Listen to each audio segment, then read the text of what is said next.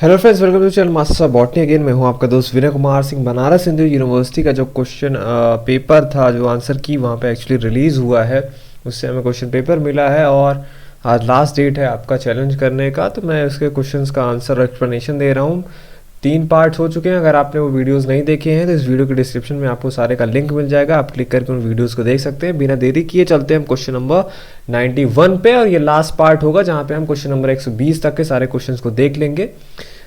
91 question ID 001, which of the following algal group is close to Cyanophyceae group. देखिए, जब भी आप algae पढ़ते हैं तो वहाँ पे आपको अलग अलग ग्रुप तो दिखाई जाते हैं, साथ में आपको ये भी पता चलता है कैरेक्टर्स वगैरह से कि कौन सा ग्रुप किसके ज़्यादा क्लोज है। तो साइनोफाइसी का मोस्टली जो कैरेक्टर्स हैं, लाइक अगर आप देखेंगे कि दोनों में किसमें मोटाइल सेल्स एब्सेंट होता है, तो रोडोफाइसी, साइनोफाइसी, और जो साइनोफाइसी जैसे पिगमेंट होते हैं, फाइकोबिली प्रोटीन्स दोनों में पाए जाते हैं। साइनोफाइसी और रोडोफाइसी में कुछ पेट कनेक्शंस भी पाए जाते हैं। तो ये साइनोफाइसी को स्टैंड करता है रोडोफाइसी के बगल ही।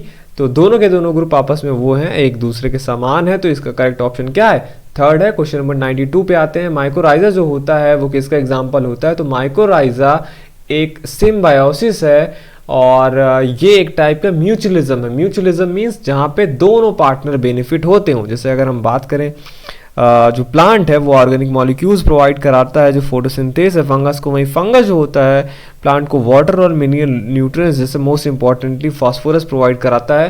तो एक टाइप का ये म्यूचुअलिज्म है। तो करेक्ट ऑप्शन 4 होगा। क्वेश्चन नंबर 93 पे आते हैं। Question ID 071, the natural resource which occur in limited amount in nature and likely to be exhausted in future if used continuously is termed as.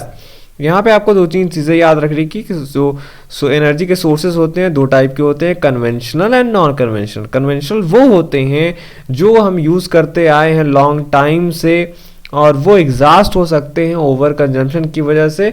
और जो नॉन कन्वेंशनल सोर्सेज एनर्जी के हैं वो जो few decades अगो identify किए गए हैं, उनको नॉन कन्वेंशनल, जैसे सोलर और विंड एनर्जी, हाइड्रोथर्मल एनर्जी, ये सब। और ये एग्जॉस्ट नहीं किए जा सकते हैं। लेकिन आपको यहाँ पे ये कन्वेंशन और नॉन कन्वेंशन नहीं बताना है, आपको यहाँ पे सीधे सीधे पूछा है विच अकर इन लिमिटेड। अगर लिमिटेड अमाउंट है और वो एग्जॉस्ट हो सकते हैं तो सीधे सीधे है कि वो एग्जॉस्टेबल रिसोर्सेज की बात हो रही है, इसलिए करेक्ट ऑप्शन सेकंड होगा। क्वेश्चन नंबर 94 पे आते हैं। Question ID 006, which of the following is an uncoupler reagent. तो आपको यहाँ पे अनकपलर रिएजेंट बताना है। देखिए, अनकपलर या अनकपलिंग एजेंट वो होते हैं जो ऑक्सीडेटिव फॉस्फोरिलेशन में, चाहे वो बात करें प्रोकैरियोट्स में या माइटोकॉन्ड्रिया में या क्लोरोप्लास्ट के अंदर जो रहता है, वो रिएक्शन को ऐसा डिसोसिएट करते हैं कि एटीपी सिंथेसिस नहीं हो पाता है। और ऐसा ही एक अनकपलर रिएजेंट का एग्जांपल है 2,4 डाइनाइट्रोफिनॉल, जिसको हम DNP बोलते हैं। यहाँ पे MP लिखा है तो ये भी गलत है, DMP, सो DNP लिखना चाहिए। तो वही करेक्ट ऑप्शन इसका सेकेंड ही है, DNP यहाँ पे लिखना चाहिए था इनको। वही अगर रूटामायोसिन की बात कर लें तो रूटामाइसिन एक अलग कुछ है। साइनाइड की बात कर लें तो साइनाइड जो होता है ये साइटोक्रोम्स वगैरह से वो कर लेता है, तो इलेक्ट्रॉन ट्रांसपोर्ट को ये वो करता है, डिमिनिश करता है। वेलेनोमाइसिन क्या है? काइनोफोर है। जैसे जो चार्ज मॉलिक्यूल्स होते हैं, अगर हमें प्लाज्मा में से क्रॉस कराना हुआ होता है तो हम आइनोफोर्स का यूज़ करते हैं। तो आइनोफोर्स का एग्जाम्पल वेलेनोमाइसिन है। तो अनकपलर क्या हुआ? DNP, सेकेंड वाला। क्वेश्चन नंबर 95 पे आते हैं। Question ID 112, an alga with no flagellate phases. देखिए, किसके लाइफ साइकिल में फ्लैजिला बिल्कुल भी नहीं मिलता है। क्वेश्चन नंबर 95, तो आप देखेंगे कि जो स्पायरोगायरा होता है, स्पायरोगायरा में नॉन फ्लैजिलेटेड मेल गैमीट्स निकलते हैं, इसलिए इसको पूरा का पूरा लाइफ साइकिल जो होता है नॉन फ्लैजिलेट फेज में बीत जाता है। तो स्पायरोगायरा इसका करेक्ट ऑप्शन है सेकेंड। क्वेश्चन नंबर 96 पे आते हैं। Question ID 061, arthrospores are found in. देखिए, आर्टोस्पोर यूनिसेलुलर एल्गी है। अगर आप बात करेंगे जो जैसे ये एक तरीके का प्लानोस्पोर ही है, जब वो पेरेंट सेल के जैसा आइडेंटिकल दिखता है तो हम उसे आर्टोस्पोर बोलते हैं। और वो कहाँ पे पाया जाता है? क्लोरेला और सिनेडेस्मस में पाया जाता है। तो क्लोरेला है ऑप्शन में सेकंड वाला, हम उसके साथ जाएंगे, सेकंड वाला इसका सही है। क्वेश्चन नंबर 97 पे आते हैं। Question number 97, question ID 028, which among the following does not occur during alkali catalyse RNA cleave. देखिए, एल्कली कैटालाइज आरएनए क्लीव में कौन सा स्टेप नहीं होता, ये आपको बताना था। तो देखिए एल्कली कैटालाइज आरएनए क्लीव में क्या होता है, ट्रांसस्टेरिफिकेशन होता है, जहाँ पे पहले कन्वर्जन होता है 2' OH का 2 एल्कोऑक्साइड आयन में, उसके बाद आपका ट्रांसस्टेरिफिकेशन हो जाता है और आपका रिजल्टली आप देखेंगे कि साइक्लिक 2' 3' न्यूक्लियोसाइड मोनोफॉस्फेट का फॉर्मेशन होता है। ये cyclic 5' to 3' nucleoside monophosphate formation नहीं होता है। तो यही आपसे पूछा है कि डज नॉट अकर, तो आपका इसमें थर्ड वाला ऑप्शन ही सही होगा। क्वेश्चन नंबर 98 पे आते हैं। Question ID 065, secondary metabolites are produce during which phase of growth. तो ये बैक्टीरिया का आपने पढ़ा होगा, तो वहाँ पे lag phase, stationary phase, lag phase, stationary phase, exponential phase, stationary phase और डेथ फेज होते हैं। तो सेकेंडरी मेटाबोलाइट्स कब प्रोड्यूस होते हैं, लैग फेज में होता नहीं, एक्सपोनेंशियल ग्रोथ जब करता रहता है फिर भी नहीं होता। सेकेंडरी मेटाबोलाइट्स एक्चुअली जब स्टेशनरी फेज आता है उस समय वो बैक्टीरिया सेकेंडरी मेटाबोलाइट्स प्रोड्यूस करने लगते हैं। तो करेक्ट ऑप्शन क्या है, थर्ड। क्वेश्चन नंबर 99 पे आते हैं। Question ID 031, what is the consequence of treating mitochondria with two four dinitrophenol. वही डीएनपी जो अभी ऊपर आया क्वेश्चन में वही पूछा है कि उसका कॉन्सिक्वेंस क्या होता है।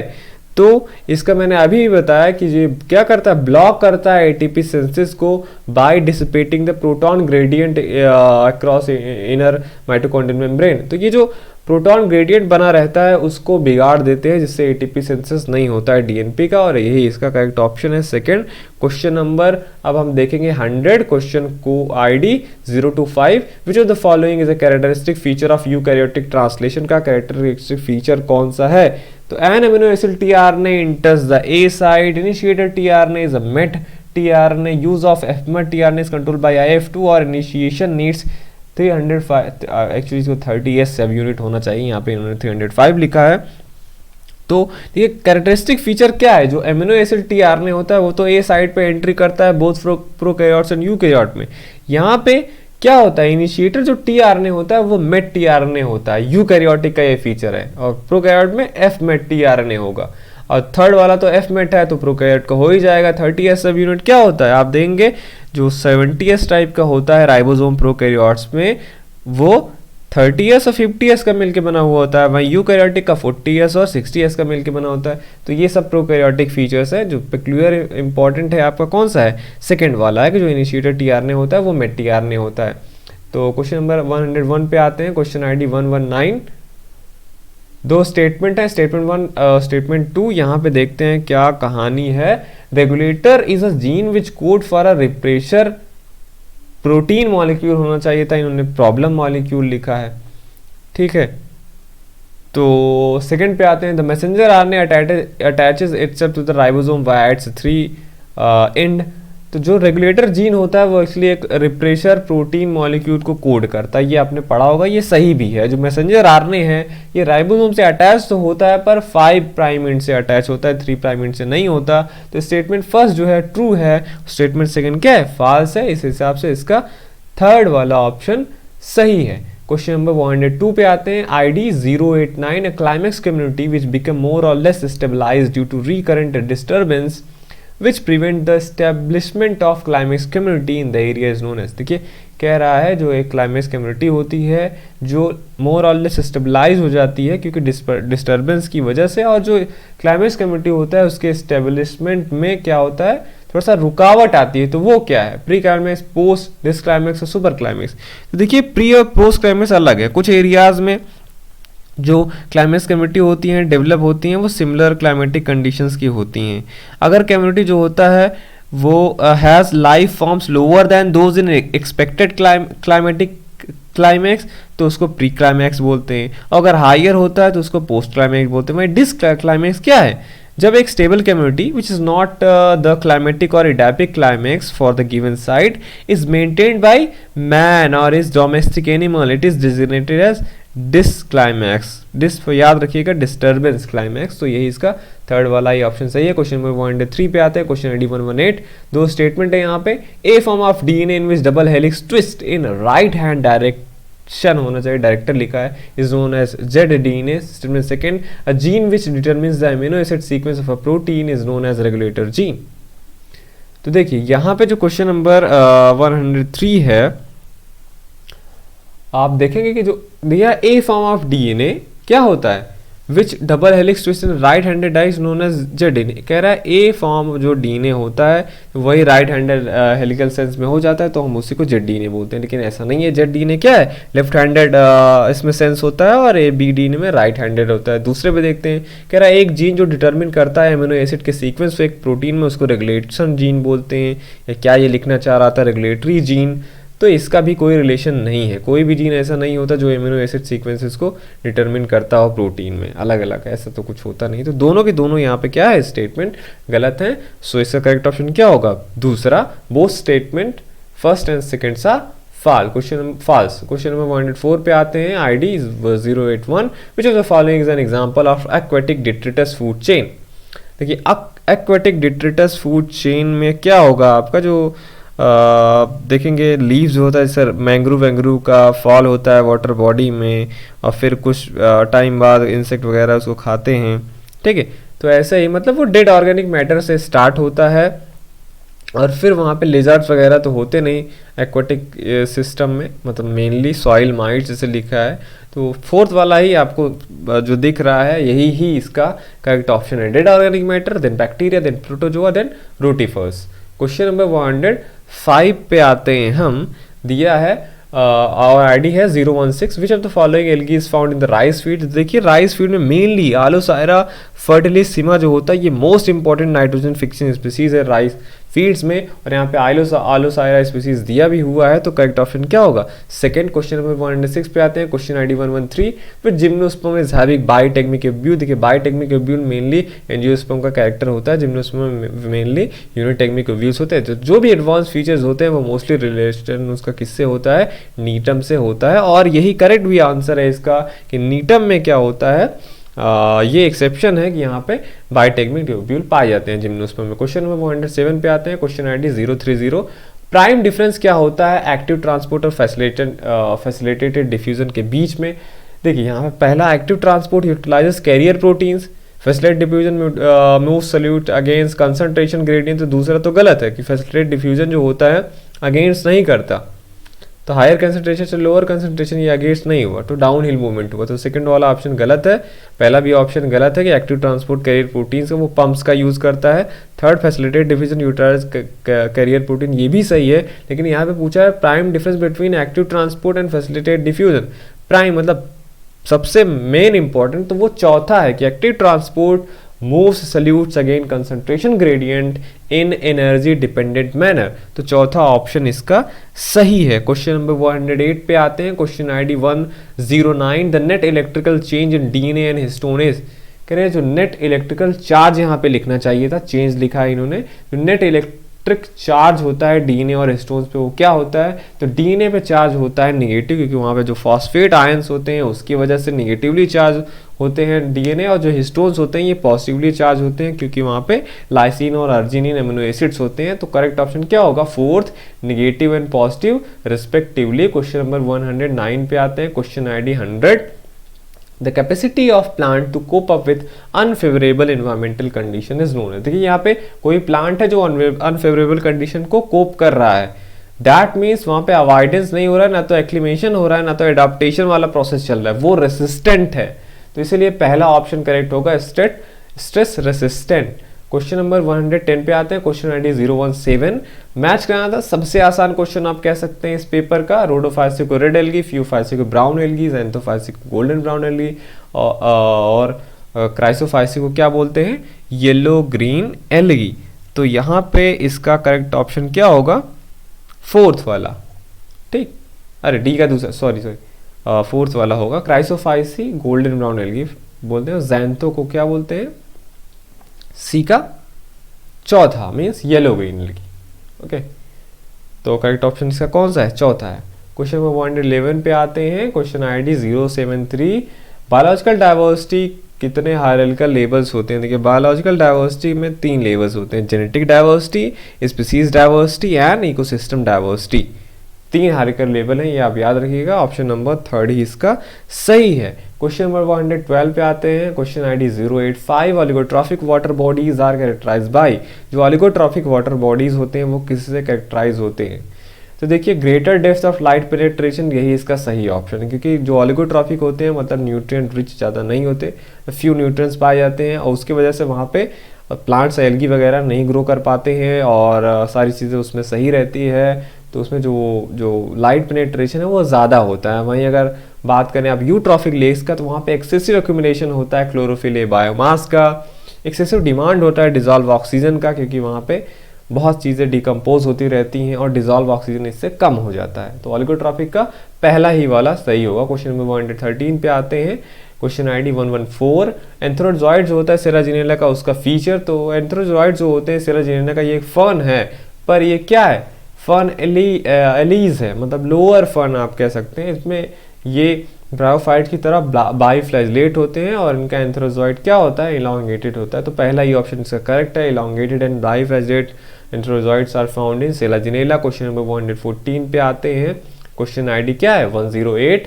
खैरा डिजीज किससे होता है, तो खैरा डिजीज आप याद रखिएगा कि ये जिंक डिफिशियंसी की वजह से होता है, तो इस हिसाब से इसका करेक्ट ऑप्शन क्या है, थर्ड। क्वेश्चन नंबर 115 पे आते हैं, क्वेश्चन आईडी 009। कह रहा है जो सारे एंजाइम होते हैं टीसीए साइकिल का वो माइटोकॉन्ड्रियल मैट्रिक्स में होते हैं एक्सेप्ट वन, केवल एक को छोड़ के, जो इनर माइटोकॉन्ड्रियल मेम्ब्रेन से लगा हुआ होता है यूकैरियोट्स में या तो प्रोकैरियोट्स के साइटोसोल में ही होता है। ये एंजाइम कौन सा है, तो सक्सिनेट डिहाइड्रोजनेज एंजाइम आप याद रखिएगा, जहाँ पे इसमें क्ली हाइड्रोजनेज लिखा है, तो सक्सिनेट डिहाइड्रोजनेज एंजाइम ही होता है जो माइटोकॉन्ड्रियल मैट्रिक्स में नहीं होता, ये इनर माइटोकॉन्ड्रियल मेम्ब्रेन से जुड़ा हुआ रहता है। तो पहला ही ऑप्शन इसका क्या है, करेक्ट है। क्वेश्चन नंबर 116 पे आते हैं हम, क्वेश्चन आईडी 074।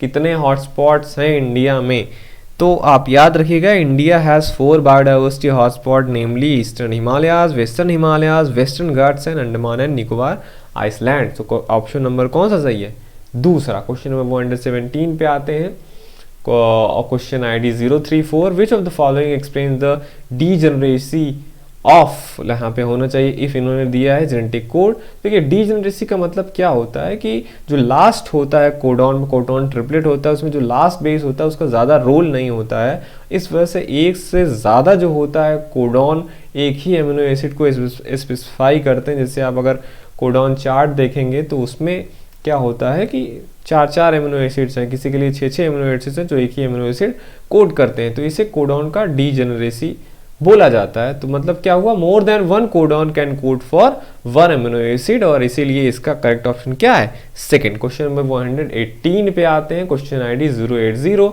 पाइन फॉरेस्ट क्या होते हैं, तो पाइन्स क्या होते हैं, निडिल वाले प्लांट होते हैं, और ये कहाँ पे होंगे, ये एक्चुअली कोनिफर फॉरेस्ट है, ठीक। और कहाँ पे होंगे, ये हिमालयन कोनिफर फॉरेस्ट होंगे, तो इस हिसाब से पहला ऑप्शन सही है, ठीक। ये इसमें कोन बियरिंग होते हैं, निडल लीव्स होते हैं, स्केल लीव्स होते हैं, ये सब सारी चीज़ें इनके फीचर होता है, और तो ये हिमालयन है सारा, आप कह लीजिए western Nepal, Bhutan, northern Indian state जो है अरुणाचल प्रदेश, ये सब में यहाँ पे पाए जाते हैं। क्वेश्चन नंबर 119 पे आते हैं, जो जाइगोस्पोर होता है म्यूकर का थिक वॉल्ड वाला, उसका कलर क्या होता है, तो यहाँ पे दिया है कि जो जाइगोस्पोर है वो रेस्टिंग स्पोर होता है, उसका कलर क्या होता है, ब्लैक होता है, तो ऑप्शन नंबर 4 सही है। क्वेश्चन नंबर 120 पे आते हैं, क्वेश्चन नंबर 056, और ये लास्ट क्वेश्चन है इस पेपर का। Exposure to low concentration of toxicant for extended period of time is known as. देखिए अगर लो कंसंट्रेशन किसी टॉक्सिकेंट का हम यूज कर रहे हैं लॉन्ग टाइम के लिए, तो दो चीज याद रखिएगा, एक अक्यूट एक क्रॉनिक। अक्यूट मतलब ज्यादा अमाउंट का कंसंट्रेशन थोड़ी देर के लिए, और क्रॉनिक मतलब लो कंसंट्रेशन ज़्यादा टाइम के लिए। तो यहाँ पे क्या पूछा है, लो कंसंट्रेशन ज़्यादा टाइम के लिए, इसीलिए क्रॉनिक एक्सपोजर इसका करेक्ट ऑप्शन होगा। ये था आपका क्या पूरा का पूरा जो बीएचओ में क्वेश्चन पेपर आया था, उसका सारा आंसर और एक्सप्लेनेशन हो गया, कहीं ज़्यादा गलती नहीं थी आंसर की में, सब सही है। तो जो भी आपके मार्क्स बन रहे हो वो आपके मार्क्स हैं। अगर आपके क्वेश्चन आईडी में मिस्टेक्स हैं और दूसरे में नहीं है तो वो आपको चैलेंज करना होगा, ये बात आप ध्यान रखिएगा। क्वेश्चन पेपर कैसा था, टफ था, कितना करने लायक थे, इन सब का एनालिसिस भी मैं दूसरे वीडियो में दूंगा, ठीक है। और अगर आप बनारस हिंदू यूनिवर्सिटी का प्रिपरेशन कर रहे हैं तो इस वीडियो के डिस्क्रिप्शन में आपको मिल जाएगा लिंक। हमने एक बुक भी पब्लिश किया है बनारस हिंदू यूनिवर्सिटी पे, और उसको आप खरीद सकते हैं। और अगर आप बुक खरीदते हैं तो ये 2021 वाला ये जो पेपर हुआ, इसका आंसर एक्सप्लेनेशन भी हम आपको साथ में भेज देंगे, ठीक है। बुक के साथ में। तो चलता हूँ मैं, बढ़िया, आपको बहुत सारा बेस्ट विशेस कि आप का सिलेक्शन हो और सिलेक्शन लीजिए और मिलिए हमसे डिपार्टमेंट में। ओके, चलता हूँ मैं, मिलूँगा आपसे किसी और वीडियो में। Thank you for watching this video.